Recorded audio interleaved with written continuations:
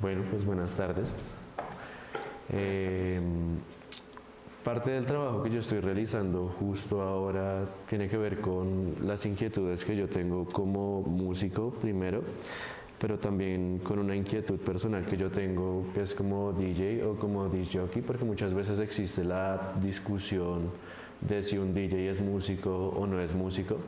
Precisamente eso me llevó a mí a pensar si yo soy un músico que está estudiando música, estudio composición, pero yo no toco ningún instrumento.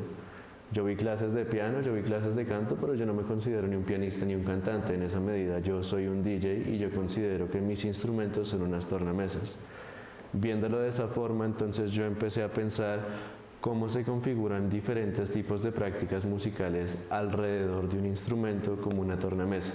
Porque la tornamesa como tal, y como yo les voy a mostrar a continuación, es un instrumento curioso porque no surgió primero el intérprete y luego el instrumento, sino que primero se tuvo que dar el instrumento para que hubiera un intérprete. Por lo cual, la primera parte de lo que yo les voy a mostrar es una genealogía pequeña de la máquina fonográfica, como para que vean de dónde viene la grabación de sonido y por qué es importante y cómo se transforma primero un método que es solamente para grabar un espacio o para tener un registro de un momento, cómo se vuelve un instrumento. Entonces voy a pasar rápidamente, no me voy a detener mucho en cada uno de los diferentes tipos de máquinas fonográficas, es solo como para que haya una visión individual de cada una. El primer tipo de máquina fonográfica que se tiene en la historia data de 1854, de hecho es mucho antes, es como 20 años antes del fonógrafo de Edison y se llama un fonautógrafo. El fonautógrafo, curiosamente, no lo desarrolló ni un músico, ni un compositor, ni un inventor, sino fue un tipógrafo. Y lo que este tipógrafo pretendía era encontrar una manera de transcribir más rápido las conversaciones en las que él estuviera.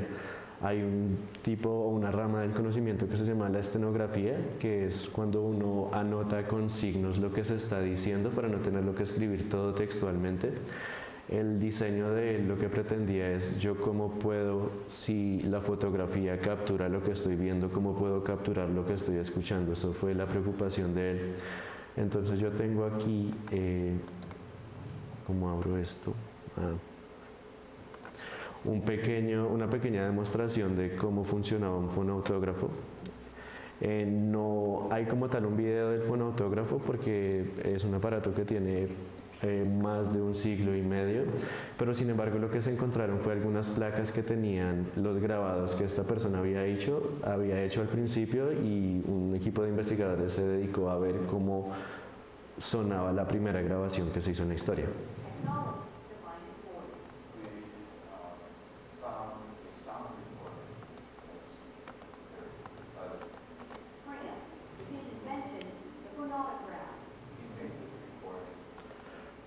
Lo que pueden ver aquí es parte de cómo era el funcionamiento. Funcionaba muy similar a cómo funciona un gramófono o un fonógrafo. Había una campana por la cual la persona hablaba y las vibraciones de su voz llegaban a una aguja. Había una persona moviendo un papel que tenía carbón hacia adelante y en la medida que la persona iba hablando había una vibración, que es esa que pueden ver en la pantalla. Y esto fue lo que se llevó a sonido tiempo después, que sonaría así.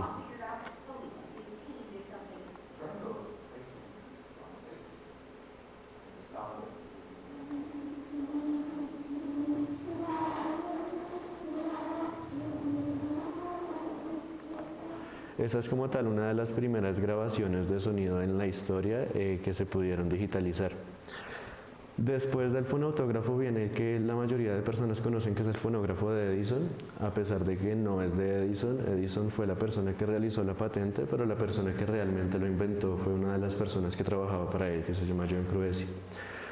Uno de los primeros diseños del fonógrafo salió en 1877, ya fue 20 años después de que saliera el fonautógrafo, y originalmente funcionaba con un disco cilíndrico que iba amplificado por un cono, pero el disco cilíndrico estaba hecho de aluminio y solamente se podía reproducir como 2 o 3 veces. Entonces después de 2 o 3 veces de reproducir el cilindro ya no servía para nada. Aquí también hay una demostración chiquita de cómo funcionaba el primer fonógrafo, que es el fonógrafo de aluminio, que ya se está abriendo. Ahí, esto yo lo voy a mencionar un poco más adelante, pero hay una diferencia que se suele perder entre lo que es un fonógrafo y lo que es un gramófono. Y más bien mientras esto se va abriendo, yo les pregunto a ustedes cómo diferenciarían un fonógrafo de un gramófono. O sea, ¿qué es lo primero que se les ocurre? Fonógrafo, gramófono. Ok, podría ser, pero a nivel técnico.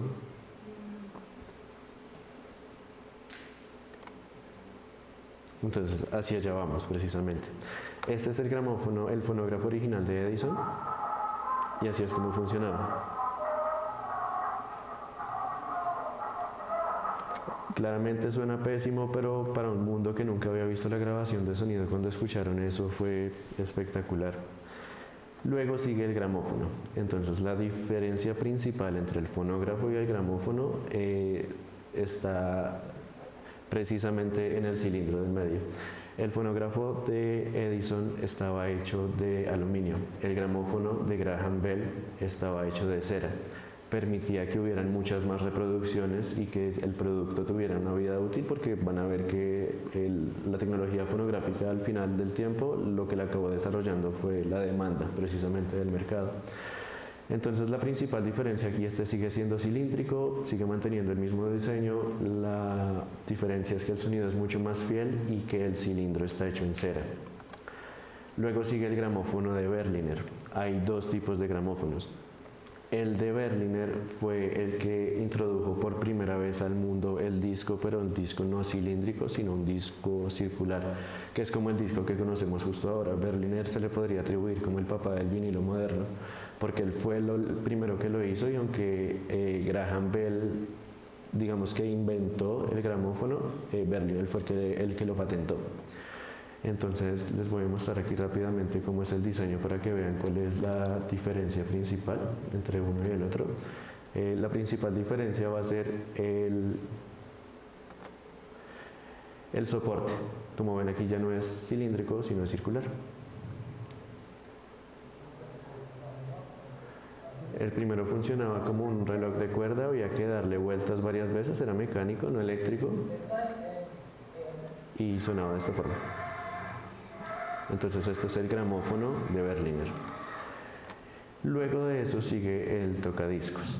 Entonces el tocadiscos ya se introduce a principios del siglo XX. El tocadiscos no tiene como tal un inventor que lo haya desarrollado, sino que empezó como producto del mercado, porque gracias a Berliner y a que él democratizó lo que era el disco y la música grabada, fue que hubo un boom de la música grabada como tal. Antes de Berliner eso no pasaba. Era un lujo poder tener música grabada. Berliner fue el que lo democratizó a todo el mundo, y como la música grabada se democratizó y había acceso a la electricidad, se empezaron a comercializar las músicas grabadas, o pues los objetos grabados como tal. Después del tocadiscos viene, pues digamos, la parte importante, que es el tornamesa. ¿Cuál es la diferencia entre un tocadiscos y una tornamesa, si ustedes se lo preguntaran?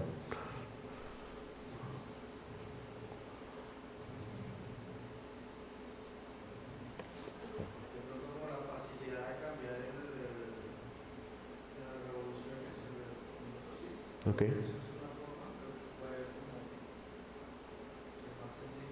Ok.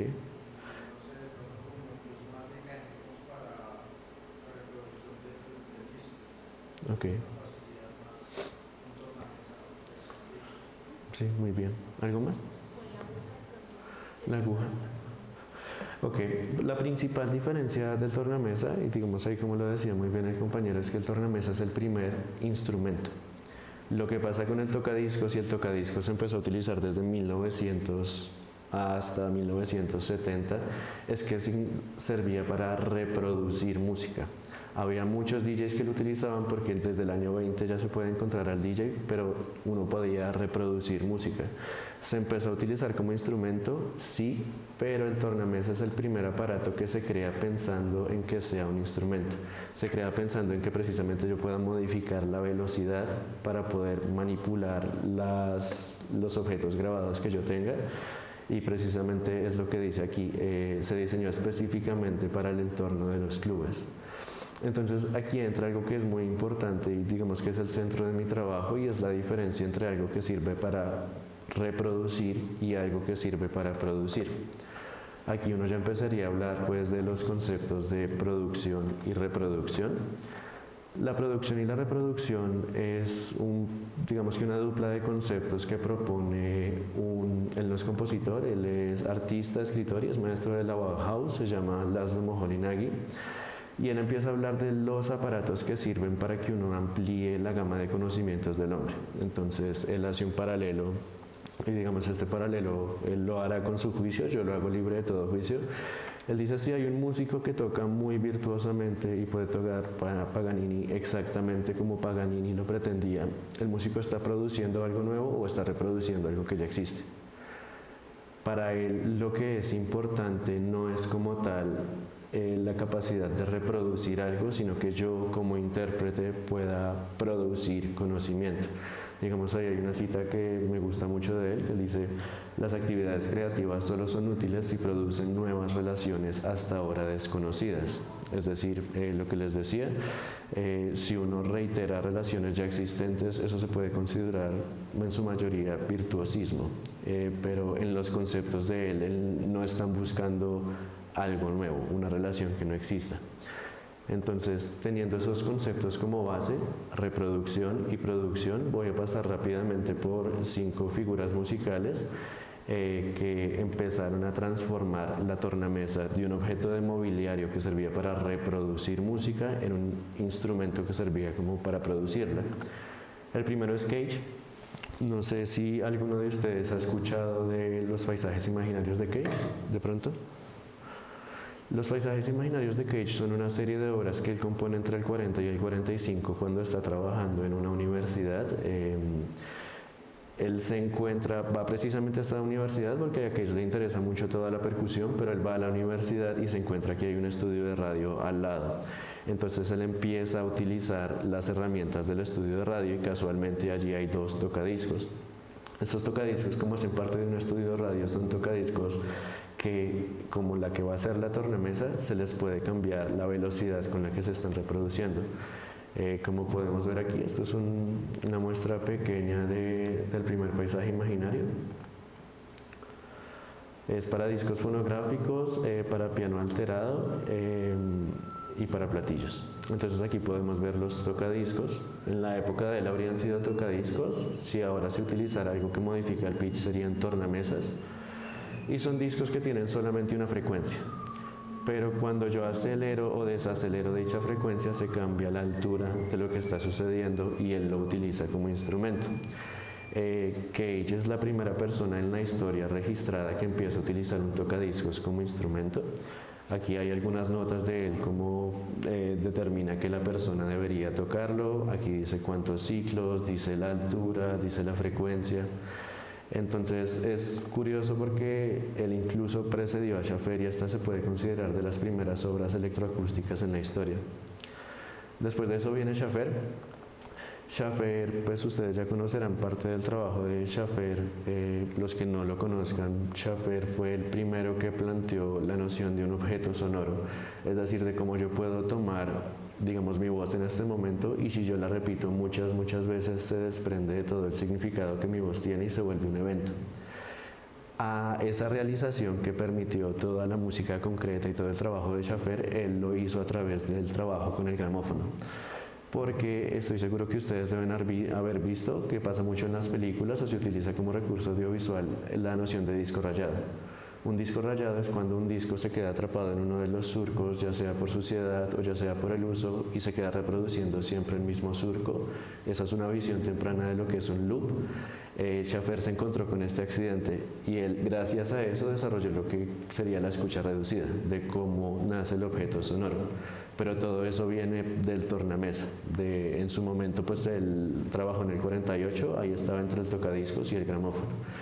Entonces, él experimentando con el surco cerrado y con el objeto sonoro, desarrolló una serie de estudios que se llaman los 5 estudios de ruido, que publicó en el 48, y gracias a precisamente la tecnología fonográfica y a estos estudios de ruido fue que luego llegó pues a su tratado del objeto sonoro o de los objetos musicales. Entonces, no sé si habían escuchado el estudio Violeta de Schaffer. Si lo escuchan a la luz de lo que yo les dije, este estudio se grabó con varios tornamesas, varios tocadiscos. Y lo que él hacía es que grababa los sonidos que quedaban atrapados en ese loop y los empezaba a superponer. Escuchándolo a la luz de eso, la obra tiene más sentido que si uno lo escucha así.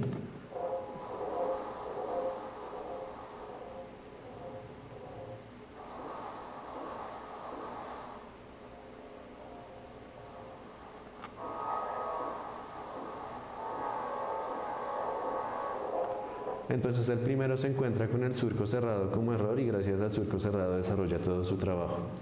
Como ven, tanto Cage como Schaffer desarrollaron y empezaron a encontrar en la tecnología fonográfica ya no un aparato para reproducir, sino para producir algo nuevo. Eso estaba pasando en el ámbito de la música académica, pero pues también hay un ámbito de la música popular. Bueno, antes de moverme a eso, estos son unas propuestas de grafía que el mismo Schaffer hizo. La de la izquierda representa cómo sonaría un vinilo y la de la derecha cómo sería un surco cerrado. Y me pareció pues muy interesante encontrármelo. Ahora, si uno se va al área de la música popular, música comercial, se encuentra la figura del DJ. Entonces, como el DJ es precisamente esta persona que encuentra cómo esto que sirve para reproducir me sirve para producir algo nuevo. Y una de las personas que uno primero se encuentra en la historia que lo hizo es Jimmy Savile. Es el de acá, está aquí con Elvis. Jimmy Savile trabajaba, pues creció toda su vida con radio, pero Jimmy Savile fue la primera persona a la que se le ocurrió: quizás si yo traigo algunos discos y algunos tocadiscos y los pongo a sonar, alguien me va a pagar por esto. Él fue la primera persona que lo utilizó como tal, como un aparato que me servía para producir algo nuevo, y es el primer DJ registrado en la historia que utilizó tecnología fonográfica con fines productivos. Me parece también muy interesante que a partir de él se desarrollan dos nuevas categorías que sirven para diferenciar al DJ de radio del DJ de club. Un DJ de radio presenta la música, entonces yo les digo, lo que vamos a escuchar es el estudio Violeta de Pierre Schaffer, lo presenté. El DJ de club la interpreta. Él no tiene necesidad de presentar lo que está sucediendo, sino que él utiliza las piezas musicales como una pieza de algo mucho más grande.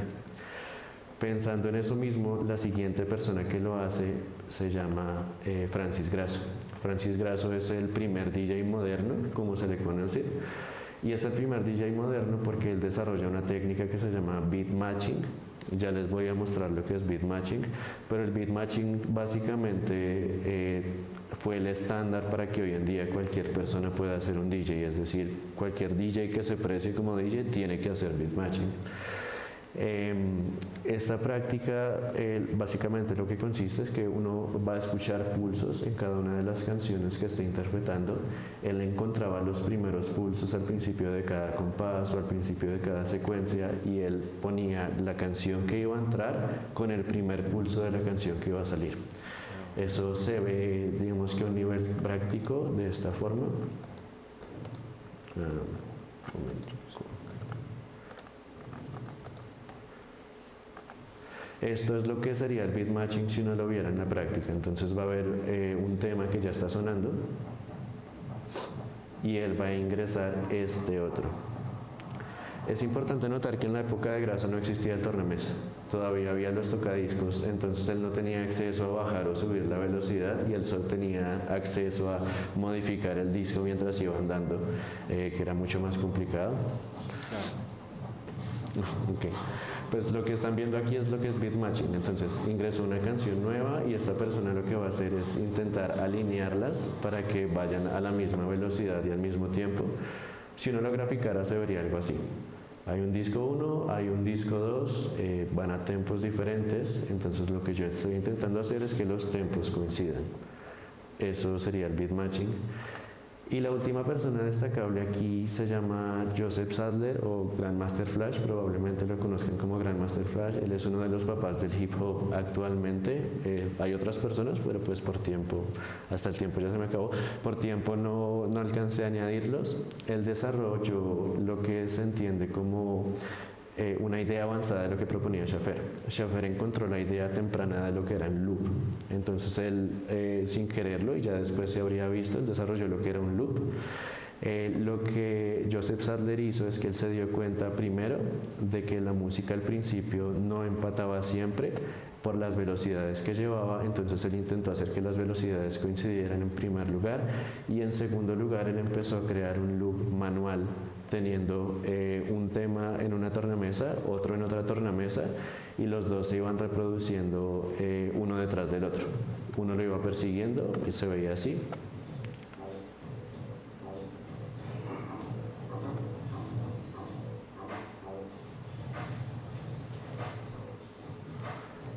Entonces a la izquierda está sonando algo y a la derecha ese algo va a empezar a sonar y lo va a perseguir.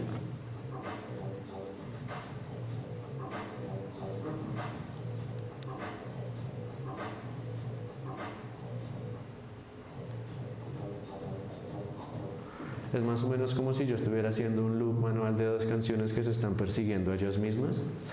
Después de uno haber visto a todas estas personas, puede ver como una serie de personajes que convirtieron la tornamesa en instrumento, precisamente. Y digamos que aquí entran otros conceptos como uno puede considerar la música académica como una música que es propia, que yo conozco, versus la música comercial o la música popular como una música que es distinta y en la que no se hacen los grandes avances, pues porque es comercial y lo comercial no hace avances. Igual, básicamente cerrándolo, uno puede ver que hay prácticas populares donde la tornamesa se volvió un instrumento y prácticas académicas donde también se volvió un instrumento, y actualmente esas prácticas se pueden encontrar de muchas formas. Por ejemplo, nació el tornamesismo abstracto, en el cual un DJ también es compositor, también tiene formación académica y empieza a utilizar las tornamesas como instrumento, o en la cual un DJ que no tiene formación académica se empieza a preguntar cómo podría yo escribir lo que estoy haciendo y desarrolla todo un nuevo lenguaje. Entonces el DJ empieza a desarrollar un tipo de partitura o un tipo de grafía en el cual pues puede dejar un registro sonoro de qué es lo que él está haciendo.